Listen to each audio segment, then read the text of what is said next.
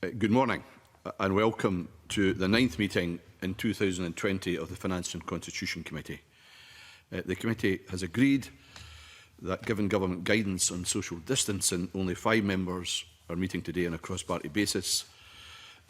Therefore, Donald Cameron, Alexander Burnett, Neil Bibby, George Adam, John Mason and Tom Arthur have sent their apologies. The first item on our agenda is to decide to consider take agenda item 3 in private. I think we're all agreed that we'll take that now in public. Therefore, we'll just go straight on to the next item. Item 2, we live in quite remarkable times, Cabinet Secretary. And the second item on our agenda is to take evidence on the Coronavirus UK Parliament legislation, LCM, from Michael Russell, the Cabinet Secretary for Constitution, Europe and External Affairs, and the Cabinet Secretary is joined by Jenny Brough, who is the EU Exit Readiness Team Leader. That's what I've got here. I'm not sure what that's got to do with coronavirus, but I'm sure there's... Okay. I welcome you to the meeting, and in these circumstances of a grave national emergency, Cabinet Secretary, I invite you to make a short opening statement. It will be very short because the details of this legislation is clear and is before you. As you say, Convener, we are living in extraordinary, difficult times which many people are finding very difficult to cope with, and the new regulations clearly announced tonight are of exceptional importance. All I would say to people is the intention of this legislation is to try and keep you, your communities and your country safe, and to make sure that we work our way through this in as best a way as we possibly can. This is a UK-wide bill, but there are specific Scottish items which I hope we will approve today and later today within the Chamber. We will be bringing further legislation very, very shortly. Next week, I anticipate, to take more measures, and no doubt we can discuss them then. But this is designed to try and help, and everything we do will be the same. Thank you, Cabinet Secretary. I should have said, as we come to speak, if we just leave it a minute after I call your name to allow the mics to flash on in front of you. Some of the reports this morning, Cabinet Secretary, around firms such as Sports Direct had suggested that they'd considered staying open. I understand that decision has now been reversed, which is good. But that leads me to the question and the powers in the bill. Will the Scottish Government have powers to close down premises who are not considered essential but decide to stay open? How quickly can this be done? I understand it's obviously a very fast developing situation. There is confusion in some quarters about what constitutes essential business or essential travel. I understand the First Minister may well be making a statement this afternoon. But as well as the first couple of questions I had for you, I just wonder if you can give us any guidance at this stage on that matter, which is causing, I know, significant concern to a great number of constituents. It is, and all of us will have received very substantial email and other contact over the last few days, and that will continue. Can I take that in 3 separate parts? First of all, this bill does give the powers both to give directions related to events, gatherings and premises, that is Clause 50 and Schedule 21, and also to make health protection regulations, Clause 47 and Schedule 18. And there are other parts of the bill that do different things, including closure of schools and closure of educational institutions and childcare premises. But there are powers in this bill to enforce the regulations that were discussed and were notified last night, and they will be used if they are required. Obviously, we would much prefer that people took this with the utmost seriousness and followed the rules, as the First Minister has said, to the letter. Now, of course, interpretation is difficult. This is a fast-changing and emerging situation.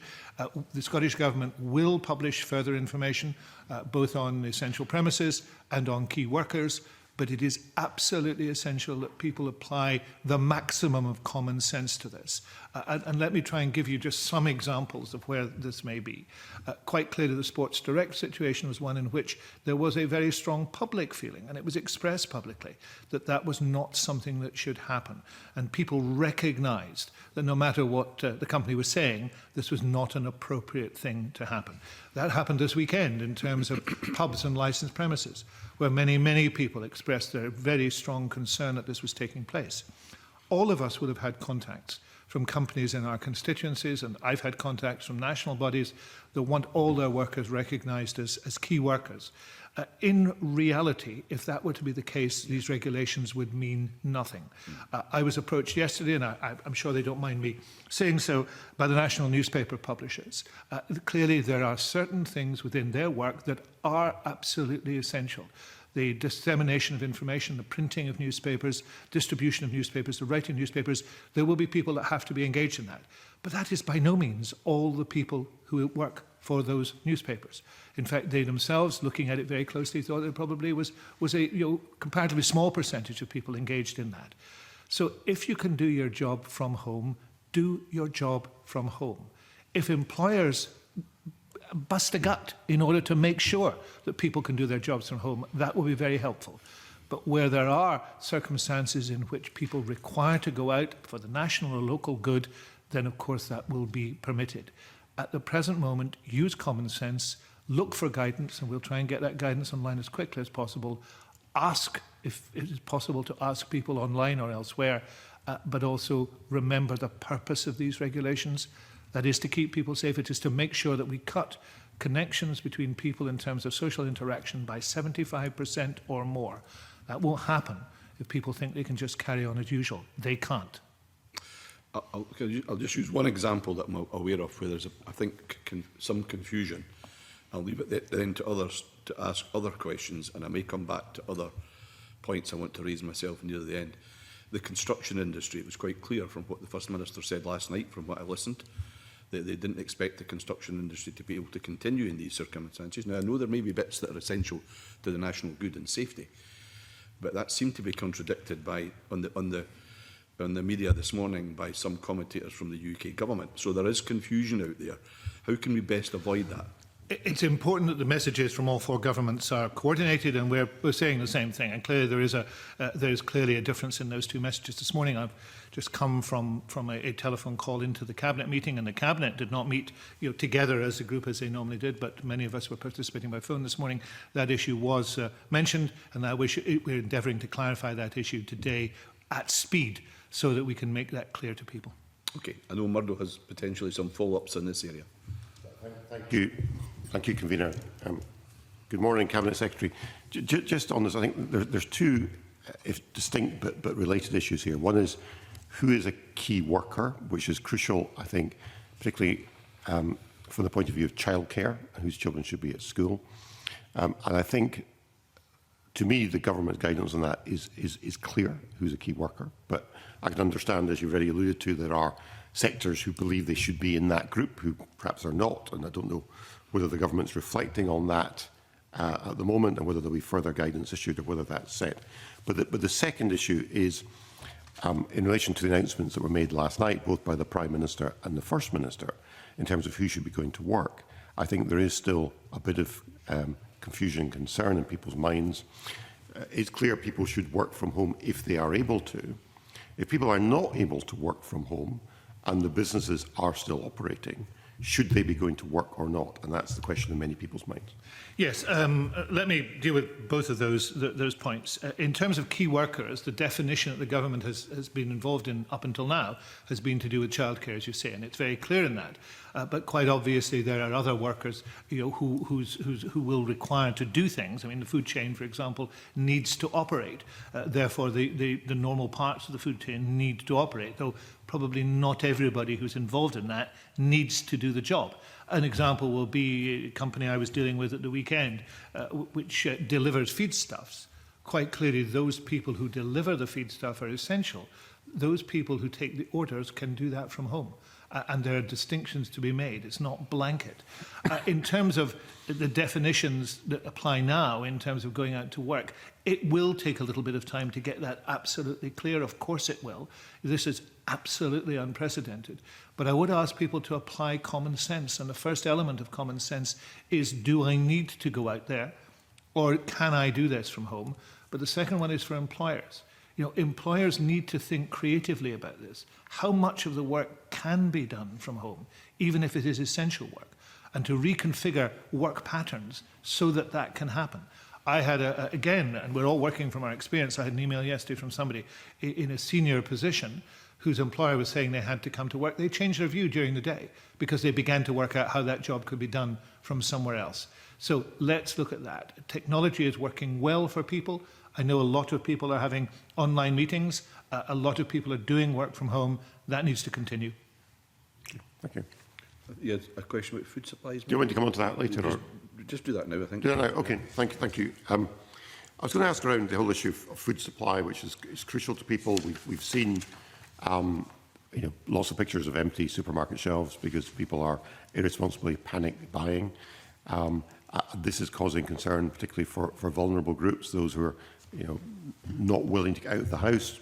We've seen, certainly in the area I represent, a lot of community volunteers coming forward, being prepared to help others, which is a very welcome development. But how confident is the Scottish Government, working with the UK Government and the other devolved administrations, that the food supply will be maintained and there's enough capacity in terms of food production both now and looking forward into the future to make sure we don't face any difficulties? And in terms of the bill, what additional powers are in the bill that can help you secure that? There is a confidence the food supply can be maintained, and indeed, people need to recognise that they should not be panic buying and they should not be crowding into shops. You will see from the information published last night that a very clear plea to supermarkets, particularly to manage the people who are coming in, to maintain social distancing, to have orderly queuing, and to make sure that people are able to be safe even in those circumstances. And quite clearly, providing they do that, providing people behave in a rational fashion, then there should be no difficulty in that regard. If you look at the supermarkets in some other European countries, they are in actual fact doing better than that at the present moment.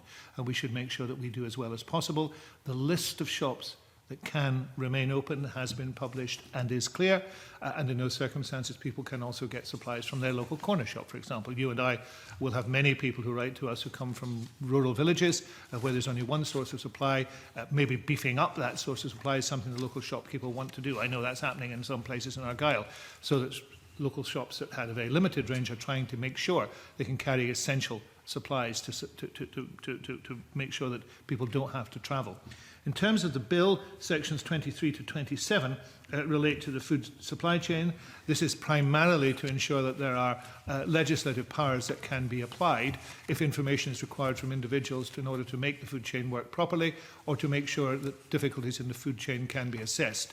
I have also heard today, and some of you will have heard this from, for example, the Grocers Federation, that are saying that food supplies are being maintained, and that there's a lot of work being done through officials here and elsewhere to make sure that the ends of the food supply chain, which very often are in Scotland, food is coming through in those circumstances. I should say that we did a lot of planning for that during the two periods where we thought there might be an EU no deal. So in those circumstances, some of that work has already been done and more is being done. Okay, thank you for that. Just as a follow-up to that question, one of the issues in the area I represent is around agriculture, where many of those involved in soft fruit production would normally at this time of year be looking to plant with a view to the harvest in the summer. Of course, the difficulty they have is looking at the availability of labour to pick the fruit, because the migrant labour they would normally depend upon is not available, so they're looking to actively recruit. So is there anything in the legislation here that's going to help in terms of looking at perhaps the regulations around employment that would encourage people to go and work in that sector? Because what the farmers are saying right now is there's no point in them going down the route of planting crops now if they don't know there'll be people there to pick the fruit in July and August. Well, I would encourage people to plant. It would be a worse situation if they didn't plant and then there was no crop to be picked. So I think that planting is essential. This legislation does not have those provisions in it, but we are at the start of the legislative process, not the conclusion of it. As I've indicated, there will be at least one bill next week. There will undoubtedly be a further bill, I would think, during April. We will continue to look at this and to make sure that all the legislative change, temporary legislative change, is undertaken with scrutiny, but also with effect, so that we can help people. And there will be issues arising out of the harvest, and they need to be addressed. I'm not expecting you to respond to this, but just something to take away, Cabinet Secretary. I'm also aware in the back of that some of these same people that Murdo was talking about, if individuals are working in polytunnels, what's going to be the advice to them in health purposes? Yes. And in a lot of circumstances, they have many homes, caravans, for want of a better word, on site, and they're concerned about how these might be used and how many can use them, etc. I'm not expecting a response just now. It's just something we'll take it away as guidance as an is issue. required on. Yeah. Alec. Firstly, could I say that this is a massive shift of power over individuals, power from government, but I would want to thank the Cabinet Secretary for the discussions that we have had. I think the Cabinet Secretary has been willing to work with all parties and explain this bill, and I think the Scottish Government have actually improved this bill by the input that they have had to it. So I would want to put that on the record. In terms of key workers, there seems to be some confusion, particularly because we've heard that 32 local authorities are defining what key workers are. So I would be grateful if you could address that, because it is resulting in confusion, but also the role of the employer. Because over the weekend, I've had different examples. I had someone contact me yesterday who worked in a gym, and although the gyms have been shut, the staff were being told they still had to come in because they could be doing painting, cleaning, etc. And that person was obviously frightened having to use public transport. So there's something about the role of employers here where they're still forcing workers to go to their work, even though, in that case, they were closed down. So I wonder if you could maybe start with that. Absolutely, and thank you for your early remarks. We will very much continue to cooperate with all the parties across the Parliament and individual spokespeople on this legislation and on the legislation planned. As you know, we're hoping to meet later today to look at the legislation for next week and to make sure that we're all cited on what may be in it and have views on it. And I am pleased that the UK Government, for example, appears to have accepted that this legislation should not last for 2 years but for 6 months, with a renewal for 6 months, and that is very welcome, and I think that's a welcome indication from the Government. In terms of key workers and the local authorities, before I deal with employers, the reason why that definition applies, this is the definition of key workers for childcare and support, in terms of childcare centres, hubs that have been established. And it applies to that for local authorities. And that is because local authorities are the providers of that. And they will need to tailor it to the demand within their area. Some areas, for example, in Edinburgh, will have a far larger number of ICU staff and doctors than, say, my own area. So in those circumstances, there has to be a variation. There will be flexibility in some areas that there isn't in other areas. So that's understandable. It's not the abiding definition forever of key workers in every set of circumstances. But what was published on Friday was very clearly about education and childcare. In terms of employers, I entirely agree with you, and this is a good opportunity, I think, to say very clearly employers have a huge responsibility here. They should be reconfiguring their own expectations of how they do their job in order to make sure that the maximum number of people can work from home. We're not saying people shouldn't work. We do need people to work, but the maximum number of people should be able to work from home. And if that requires technological reconfiguration or it requires reconfiguration of expectation, then that should take place. And also reconfiguration of demand. If there is need for a cleaning of a gym, if it is closed, then it clearly is not going to be a need for every single day. So employers need to think very creatively and positively about different patterns of work. And you're clear that if necessary, the government will look to use these powers and look to further powers if employers don't act responsibly, because that's the majority of people that have contacted me over the last couple of days around employment issues. That's been the key issue, the employer. Absolutely. The powers that we have in this bill will be used as they are required, and any powers that we take thereafter will be used as required. This is not window dressing, this is not shadow boxing, this is what we intend to do. Now, quite clearly, we hope that the vast majority of people, in recognition of that, recognition of the unprecedented emergency that we are in will operate in a sensible, thoughtful, constructive manner. But the law exists to force that compliance if it does not take place. Can I ask, through convener, in terms of self-employed, have you been able to make any more representations to the government?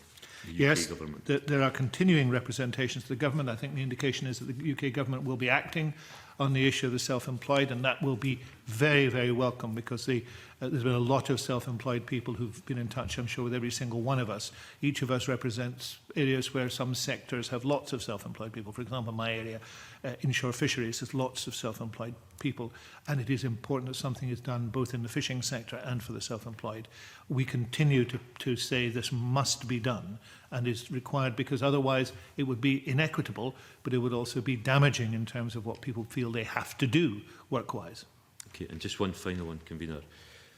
On Sunday morning, up in Fife, the Dunfermline Tesco had given notice that for the first hour, I think it was 8 till 9, it would be NHS workers would have access to the store. And online you could see the utter chaos, where you had all these workers queued together along with the Tesco staff. So that in terms of passing the virus, it was utter chaos. People have contacted me to say once they got into the store, you know, half the shelves were empty. So that's not a good idea. Is the government talking to the local authorities about how we actually really start to organise? And one, we need to try and stop the panic buying, but two, to actually give these I mean, that was an insult to these workers to have done that. Yeah, I think that, you know, there's always a difference between having a good idea and getting that good idea to work in practice. Clearly, it worked very badly in some instances. In other instances, it worked well. You know, there is a clear information today saying if supermarkets must arrange queuing, they must make sure that social distancing is observed. You know, it's a very good idea to help not just NHS staff, but care staff, care home staff. I know there's been an issue that, you know, narrow definition applied, to give them some priority, but the shelves need to be full, or at least as full as they can get them. So all that needs to be thought through by individual stores and by chains of stores, and make sure it works. You know, not everybody will get it right first time, but people's lives depend on getting it right. Yeah. So I do hope they will get it right. Thank you. Now, Murdo Fraser's got a supplementary, and after that I'm going to Patrick Harvey. Thank you, Convener. Just, I wanted to come back in on a point that Alec Rowley raised around employees getting transportation to work. I've had this raised with me as well, where people doing shift work, because there has been an understandable reduction in both the rail service and the bus service. People now have difficulty getting it to work in time. And this applies as much to key workers, people in the NHS, as it does to those working, you know, in the private sector. Understandably, the transport companies are saying, you know, they can't run empty buses, they can't pay staff, they can't incur fuel costs if there are no passengers on the buses. At the same time, there needs to be a minimum level of transportation service to keep the country functioning and help those who have to get to work, and help people who don't have cars to get around. So what can the Scottish Government do in terms of what's here to support the transport companies to make sure we've got the level of transportation that's required to help the country function? It's going to be a very difficult, you know, working of that out. I mean, the reduction of transportation is essential. You know, partly because the personnel will not be there to do it, and also because we want to make sure that people are working at home. Equally, those who need to go to work, we're encouraging them not to use public transport if they can avoid it, but some people cannot avoid using public transport. And in all those circumstances, then they have to practice as much social distancing as they can, but that can be difficult. You know, when people are trying to travel in the same way, it just will require a lot of trying to organise these things in the best way possible at the present time. And when we've seen pictures of London tubes, which have caused great concern, there will be a lot of work being done, and still is being done, to try and mitigate that as much as possible. But it's not yet perfect, and we have to accept that, but there's a lot of work being done to try and help. One thing has been suggested to me by one of the transport companies is the currently concessionary travel scheme. If the payments for that were allowed to continue, even though people were not using the buses, that would help sustain their business model. Is that something that's being considered? I've had representations from big companies, coach companies and bus companies, one in my own constituency is keeping me very well briefed, West Coast Motors. I think the Transport Secretary is trying to make sure that as much resource is being made available to these companies as possible. School contracts will have come to an end. You know, the people will not be travelling. There is national support for business, of course, in Scotland and throughout the UK, but we will also have to make sure that there is a transport sector at the end of this, and there will be an end to this. You know, we must keep our eyes on that. There's a transport sector that is capable then of getting back to work and isn't terminally damaged. I'm going to go to Patrick Harvey, and provided there's no supplementaries, I'm then going to Angela Constance. Thanks very much, Convener. Good morning. I've got a number of separate issues that I'd like to raise. First of all, it's been reported that the UK government will be tabling its own amendment to ensure renewal every 6 months. So I welcome the fact that the Scottish government has been supportive of that change. There's been pressure across the political parties to achieve that. Coming back to the issue of food supplies, as you know, I was a bit surprised that the bill only talks about the provision of information. And it seems to me that there is at least potentially the need for either public authorities to acquire food or other essential supplies for public distribution, or to ensure price capping to avoid exploitation. Can you say whether there are relevant powers in that area anywhere else, or could they be implemented in the devolved legislation if they're not included in this? I think price capping couldn't be involved in devolved legislation. I think it relates to a reserve power, but I'm happy to have a look at that. In terms of purchase of foodstuffs, I suspect that could be involved in devolved legislation. I wouldn't see any reason why it shouldn't be, though I'd want to take a legal opinion on it. But we can certainly look at that. I know you raised it last week. We can certainly look at that as a possibility to make sure that it would either be possible under existing legislation or that we could put it into emergency legislation. So I will look at that, but in terms of price capping, I'm pretty certain it would have to be reserved. But we'll look at it, but I'm pretty certain it would have to be. Okay. On the emergency volunteer scheme, you'll also be aware that I've expressed some surprise at the fact that the emergency volunteer scheme only talks about remuneration of those who have lost earnings by volunteering, rather than those who've already lost their earnings and are therefore available to take part in the emergency volunteer scheme.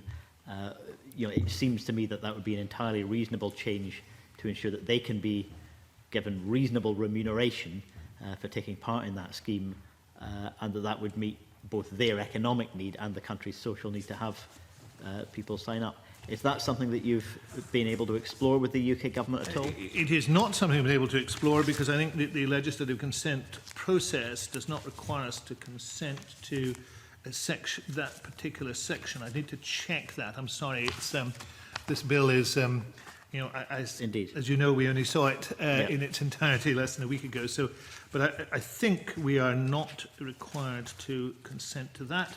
But I think we should probably have a look to see what we could do in terms of what you've identified there, and see where we go. Yes.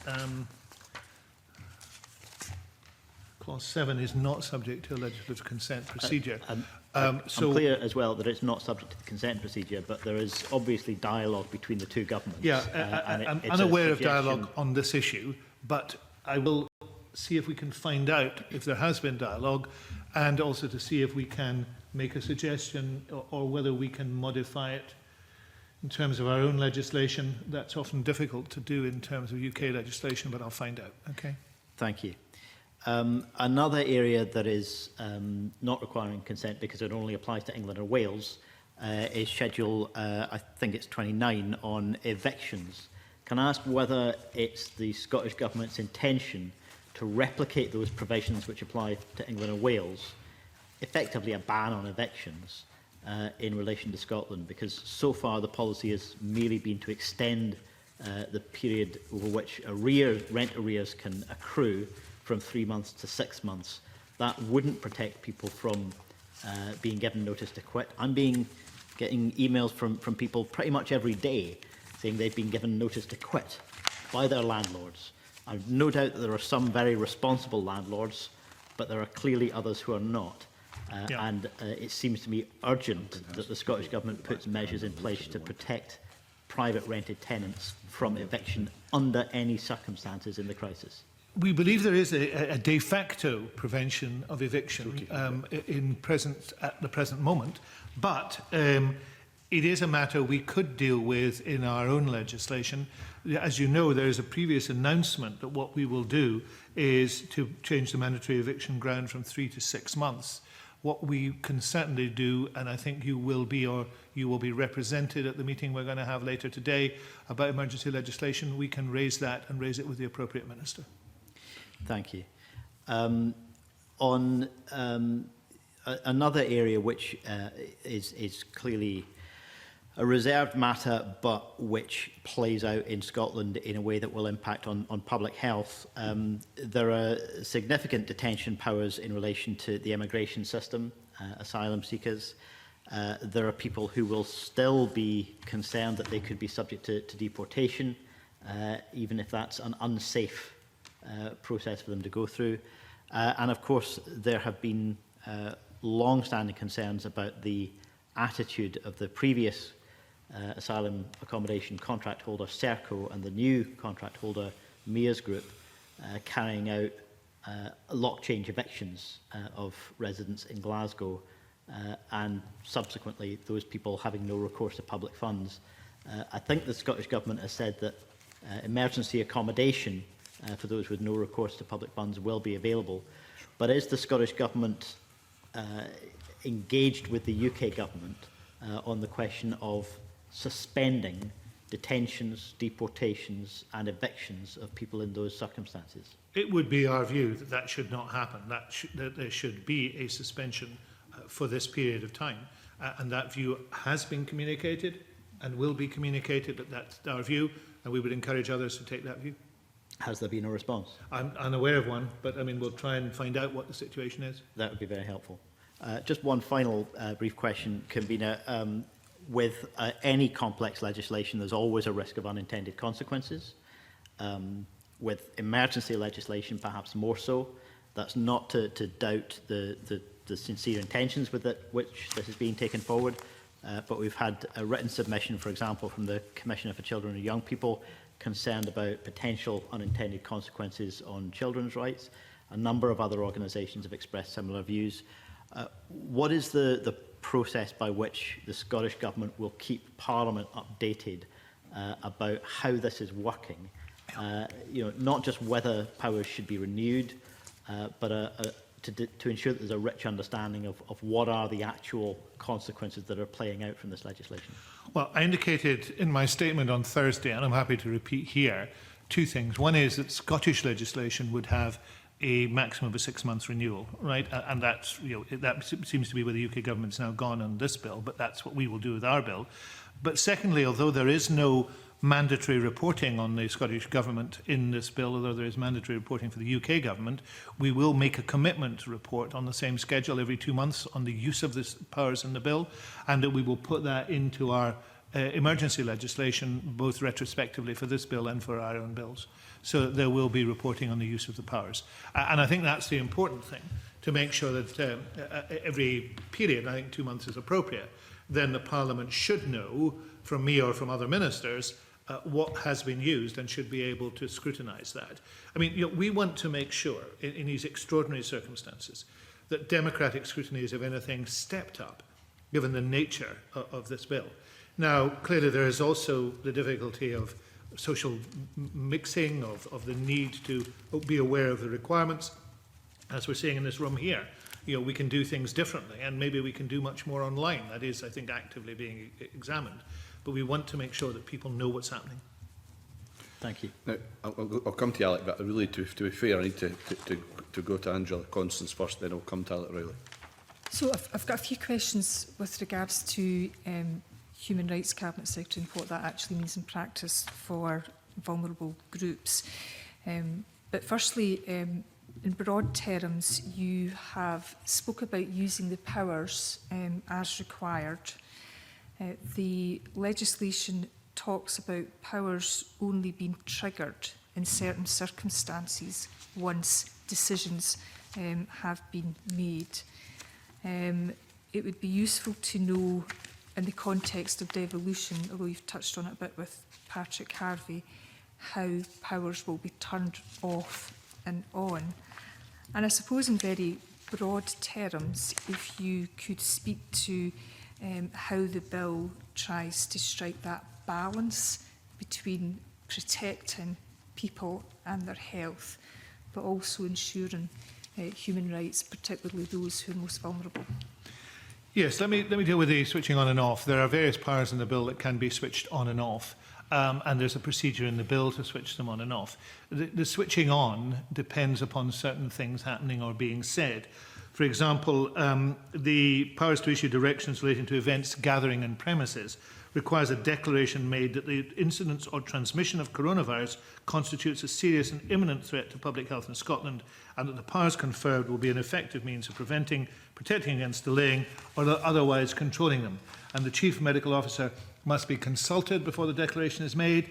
The declaration must be published on the Scottish Government website and in the Edinburgh Gazette, and this starts a public health response period.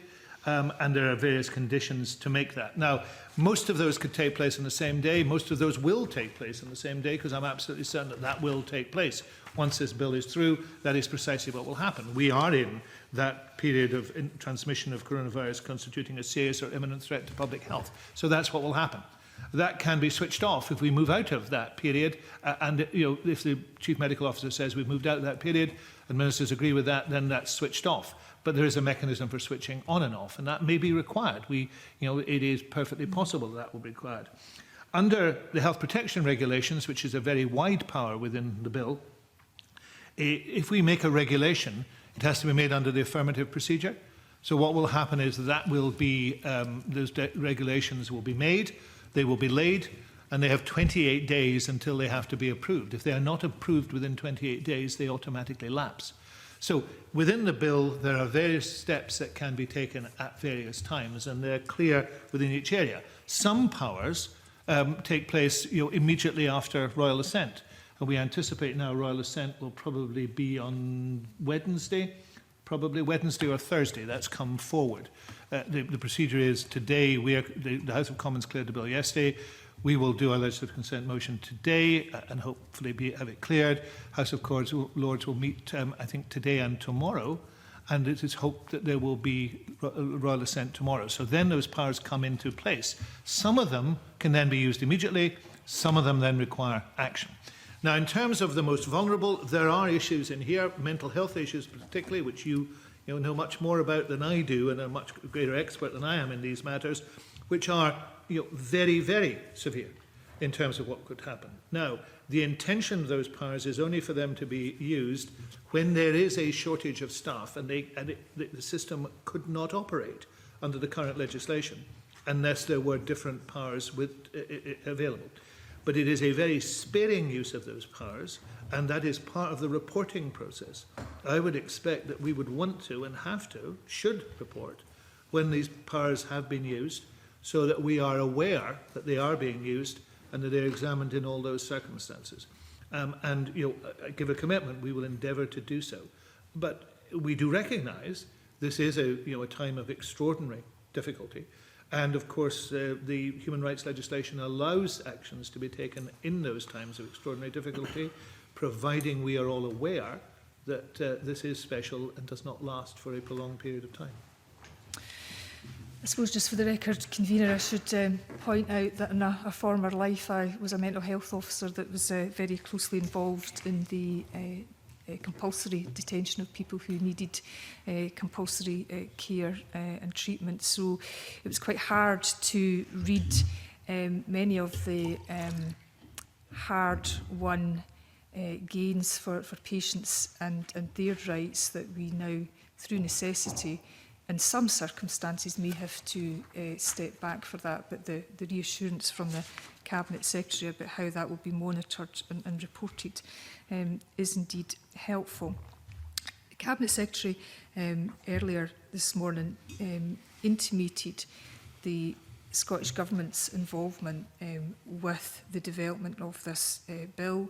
He may want to say a bit more about that in terms of how that was secured.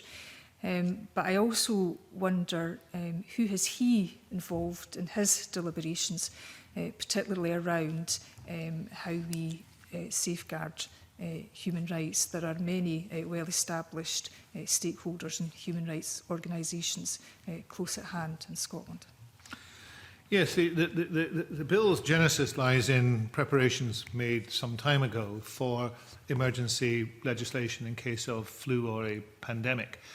This bill was able, therefore, to be picked up and populated with more as a result of that process, and then a very urgent process of consultation with the four governments. It has not been possible for them to undertake much more than a fairly cursory stakeholder engagement with this in terms of finding out from expert groups exactly what would and wouldn't work. I think the opportunity now exists to have a longer conversation about it, but we need to get it on the statute book, and then we need to have a conversation about how it's implemented. That's unusual, but we need to have a conversation and for people to be sensitive to that conversation. I took the opportunity last week, as you probably know, because I think I mentioned it in a statement last week, speaking to the Scottish Human Rights Commission, just to make sure they were aware of our thinking and we were aware of their thinking on this. We recognise the exceptional circumstances that we are in. What we do need to do is to be aware of their concerns and the wider stakeholder concerns there, and to make sure that we're building that into, for example, our reporting procedures. And I've made them a commitment to undertake these reporting procedures, and to make sure that the renewal is the 6 monthly, not the 2 yearly. And we will consult others. I know there's a lot of legal thinking going on about this, and we need to be sensitive to that as well. We also need, and I make the point very deliberately, we also need to get on and do this, because this is vital in terms of protecting communities and individuals. And there's a balance to be struck. We accept that balance, but we need to get on and do it. Okay. I'm very conscious, Cabinet Secretary, that you're not the Cabinet Secretary for everything. But I do wonder if you're able to say something about the Protection of Vulnerable Groups scheme. There is very helpful correspondence between the Education Committee and the Deputy First Minister, which I've paid very close attention, but I just thought for the purpose of this morning's proceedings, if you were able to say anything about why the measures have been put in place or will be put in place, and why they're necessary. Yes, I mean, as we are both aware, I've been involved in the Protection of Vulnerable Groups issue in another life, as well as the Cabinet Secretary for Education and Lifelong Learning. There is a need for us to continue to ensure that those who are working with children are scrutinised, and we make sure that they are there for the right reasons and in the right way. Equally, we are aware that the system may not operate as effectively or efficiently as it has done in the past, because there may be a shortage of staff, for example, in all these circumstances. Now, what we're trying to do in here is to do a temporary disapplication of disclosure offences, but still to make sure that it will be possible to get information. And by that I mean that we may not, for example, on a check, be able to give the full background, but we will be able to say whether somebody's on the register or not. And that may give some guidance to it. But equally, we will only do this as we require to do it, right? We have to issue a direction to suspend 2 offences in the protection of vulnerable groups, and that's what we will do, but we will do it only if we absolutely need to do so. And the intention would to assist NHS boards to quickly recruit and deploy temporarily registered healthcare staff into frontline roles, and it could be used in social care as well to provide emergency cover. But we are aware of the difficulties that this, people would be concerned about, so it will only be done in those circumstances and done sparingly. Okay, but for the avoidance of doubt, Disclosure Scotland will report to Police Scotland any barred individual that seeks to exploit the pandemic. Yeah, we will be very sensitive, and there are procedures to be sensitive to make sure that we are not being put in a position where anybody would be trying to misuse it. We can reclassify disclosure requests so that the information given is less comprehensive, but we can make sure that happens. Okay, and my final question, Convener, is there is many examples in the LCM and legislation of where duties are reduced to powers, or where there will be the suspension of legal duties in many areas that are designed to support vulnerable adults and children. Now, I understand that, in particular, laying aside duties to provide, for example, particular social work assessments, that is to enable a flexible and fast response during the pandemic to actually try and get support to those who need it. But I just wondered, again, if you were able to speak to how we will, in working very closely with local authorities, actually assure that that works in practice. Yes, the concern has been expressed that this might be a provision that allowed local authorities essentially to dispense with the type of detailed consideration they need to undertake. It is only there to make sure that there are not undue delays. You know, if undue delays took place because they were required to complete an assessment, that would be not in the interests of the individuals concerned. But it is not a blanket removal of the obligation on local authorities to make sure that assessments take place, and it is certainly not a blanket opportunity for local authorities to refuse to assess, which I think is what people fear. I know local authorities won't do that, but this is absolutely focused on saying, you know, we shouldn't delay the process of assessment until it is completed, and every T crossed and I dotted in order to get help to people, and that's what it's intended to do. And it is a temporary power, and again, we'll report on its use. Thank you. Thank you, Angela. Alec Rowley. Just give it. It's okay. Just make sure your microphone was on. Thank you. Firstly, the first question is around I saw that in England, the NHS have negotiated a deal with the private sector. Do you have the powers here either to negotiate a deal or to commandeer facilities and staff that are in the private NHS sector? Well, the bill would allow you to do so, but I understand, and again, you know, I only understand from discussion I've been part of, that there's a very much smaller private sector in Scotland, about 200 beds, and that process has taken place. Okay.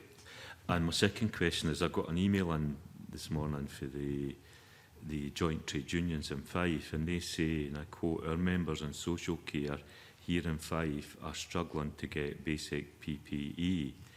Now, there is a need for some kind of centralised distribution and some sort of centralised overview of this. If those frontline workers, and it's not just there, we mentioned police earlier, I thought the Chief Constable the other day was excellent, where he was making very clear that his officers, where we had the problem with the pubs, that they would. So if we're going to empower all these different workers, and we're calling them key priority workers, but in this case, frontline social care workers aren't getting the protection that they need for themselves, what can you do about that? Does this legislation allow you to do more about that? No, well, this legislation is required to allow us to do that because everything is being done to try and do that.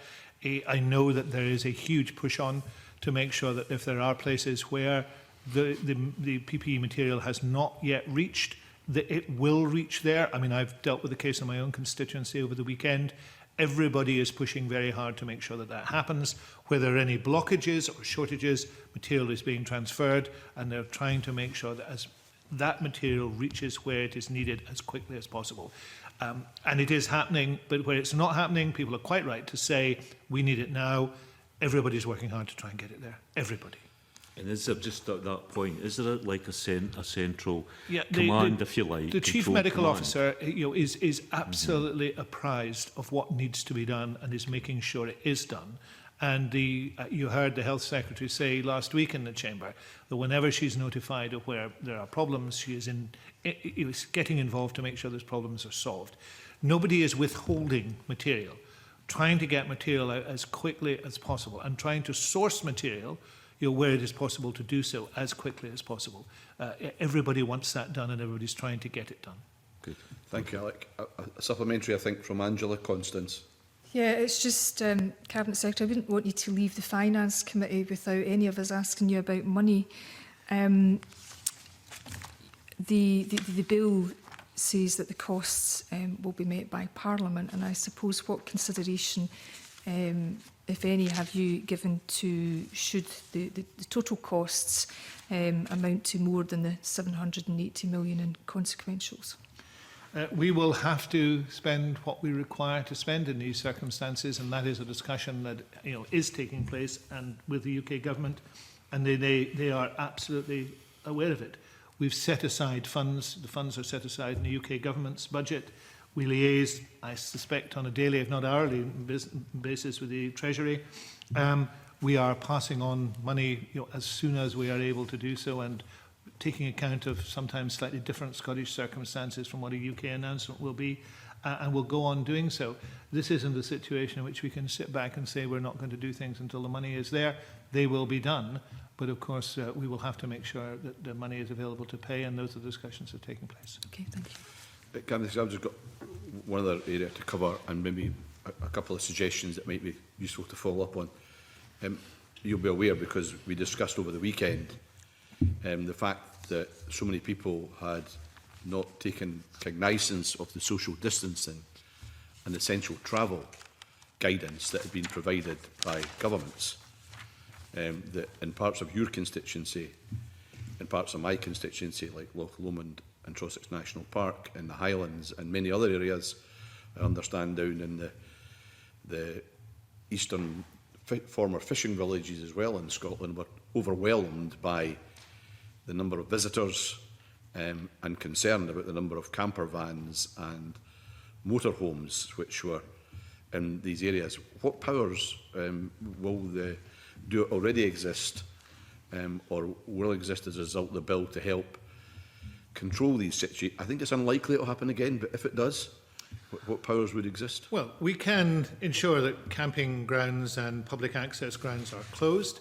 I think the former Forestry Commission, the Forest and Land Scotland, has closed its camping and recreational areas as of now to camper vans and others. Some places are open to people to walk, but not to stop and to park up. Those powers exist, and those powers can be used, and they will be used.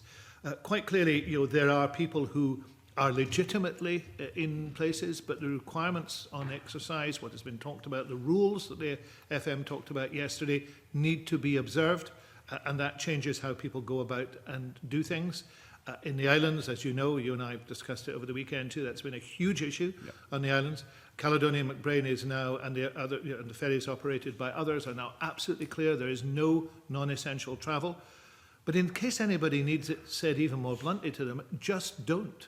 Just don't move about. Just don't think that you can behave with impunity. Please do not do so.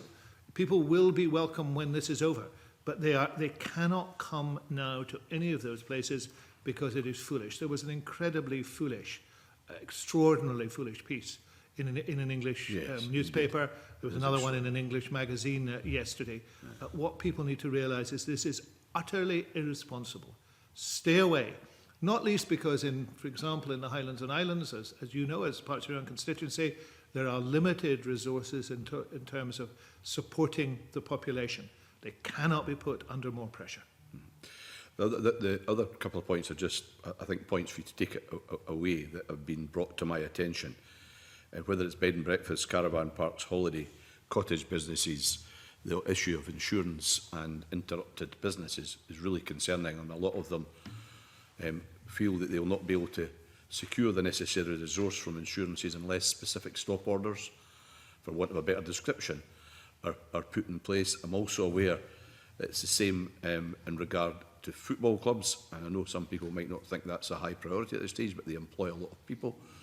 And unless there's some sort of order or directive that comes from the government, then potentially the broadcasters would be more resistant. I hope they're not, in paying out the broadcasting money. So they might still seek from you the opportunity to have orders or directives made to them, even although they're closed already and they've done that voluntarily. There will be an awful lot of things that need to be done, I'm aware of that. right? And if we don't need to do something because it's happened already, then we shouldn't do it. I hope any bureaucratic organisation that's sitting back and saying we're not doing anything until you show us a piece of paper stamped in triplicate stops that immediately. As far as we are concerned, these places are closed, because they have to be closed. And therefore, there is no dubiety about it. And this bill will give power to close those who don't listen, but those who have listened shouldn't be penalised. So, be sensible about this and operate in a way that recognises the extraordinary emergency we're engaged in. And don't wait for somebody else to give you something else that you need. That's a fair comment. And Cabinet Secretary, can I say thank you very much for being able to deal with so much detailed questions, which weren't always about the specifics in the bill. Much of it was. We already agreed, Cabinet Secretary, an earlier session of the committee to go into not take the next item in private and do it in public. So I now move to item 3 on the Corona Bill UK legislation. I invite the committee to agree to recommend to the Scottish Parliament that the Parliament agrees that the relevant provisions of the Coronavirus Bill introduced in the House of Commons on the 9th of March 2020, so far as they fall within legislative competence of the Scottish Parliament or alter the executive competence of the Scottish Ministers, should be considered by the UK Parliament. In order to inform the Chamber debate this afternoon on the withdrawal agreement, I invite members to agree that we will write to the Scottish Government confirming our decision and publish that letter on our website as soon as possible. Are members agreed? Members are agreed. I thank you very much for your time. We'll have a short pause. The legislative consent motion will be taken this afternoon. In the light of that, thank you for that. And we hope to have this concluded by the end of the working day. Thank you very much. We'll just have a short pause.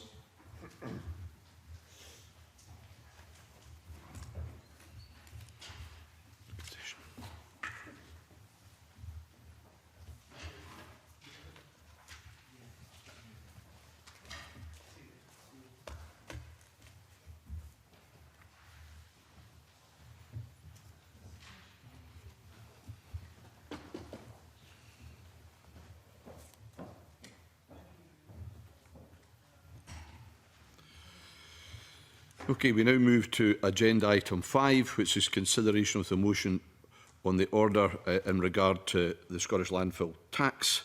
I invite the Minister to move S5M 21240 that the Finance and Constitution Committee recommends that the Scottish landfill tax bracket standard rate and lower rate order 2020 bracket SSI 2020/65 bracket be approved.